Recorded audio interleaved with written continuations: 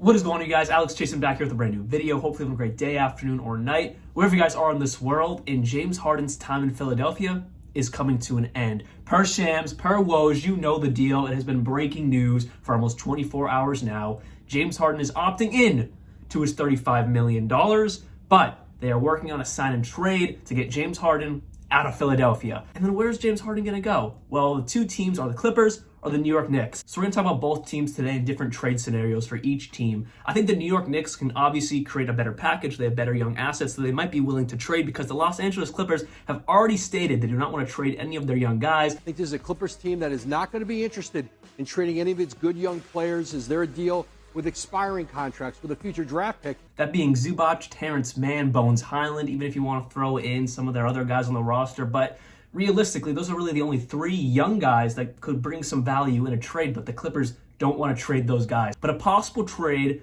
in my mind, that makes sense would be Norman Powell, Marcus Morris Sr. Marcus Morris Sr. was already in a trade that would have sent him to the Washington Wizards, but then obviously that fell through because the Clippers did not want Malcolm Brogdon due to his injury history and obviously his forearm injury that happened in the playoffs, so they scratched that trade. So Marcus Morris is still on the Clippers. He would be getting sent to Philadelphia, along with Amir Coffey, who, yes, is kind of like a young guy in the Clippers, but he was also in that trade to be getting sent to the Wizards. So obviously the Clippers don't value him that high if they were trying to trade him before. So I would say that'd be the only quote-unquote young guy in this trade, along with 2 second-round picks and a first-round pick. Because if we have learned anything in this past year, past 2 years, and even in the past few weeks, especially seeing Brad Stevens' deal for Kristaps Porzingis and also his trades in the NBA draft, teams love second-round picks. For whatever reason, they love second-round picks. So it'll be 2 second-round picks along with a first-round pick, Norman Powell, Marcus Morris Sr., and Amir Coffey for James Harden. Now jumping over to the New York Knicks. This is why I say they have a better possible package to get James Harden. RJ Barrett.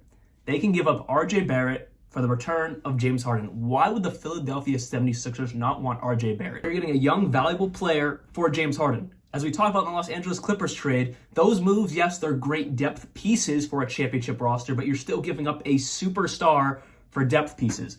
Logically, that doesn't really help you. That makes you worse. Now, your bench might look great, but you're losing a star, maybe not a superstar anymore, for bench role players. I mean, Norman Powell was a starter, and he probably would start if James Harden's off the team, but you're getting what I'm saying. You're losing a lot for giving up James Harden. Now, with the New York Knicks, you're getting RJ Barrett, who still has so much untapped potential, in my personal opinion, has averaged 20 points per game for a couple seasons now. I believe he has another level to go to, and maybe that can happen in Philadelphia. Tyrese Maxey has so much potential. You pair that up with RJ Barrett, that's pretty darn nice. Now, the only problem that could come in either side of this, Joel Embiid's future in Philadelphia.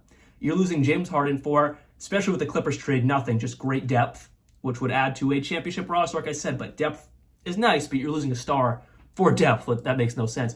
Versus the Knicks trade, you're getting a young asset in RJ Barrett, who still has more room to grow. You're getting some picks in that. You're also getting Evan Fournier's terrible contract to make the money work.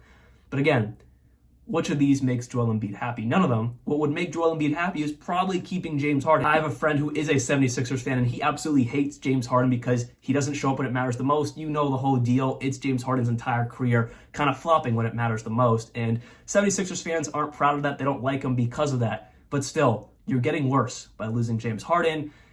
And it kind of brings up the question of Joel Embiid's future in Philadelphia. Does he want out next?